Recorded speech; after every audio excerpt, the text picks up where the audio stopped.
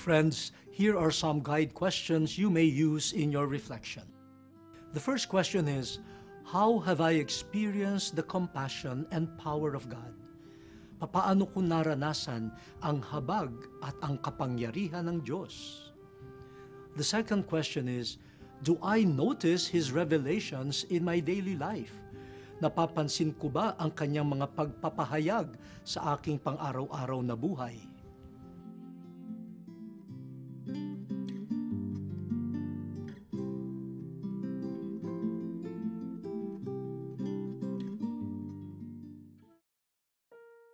Heavenly Father, as we continue our pilgrimage here on earth, we pray that you mold us to become more like your Son. O Jesus, we ask you to always strengthen us through your word of life and salvation. Breathe on us the Holy Spirit, that we may be your faithful and courageous missioners.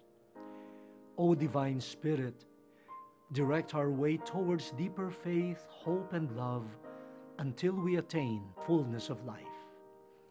This we humbly ask, O God, together with the prayers of the Blessed Virgin Mary. Amen.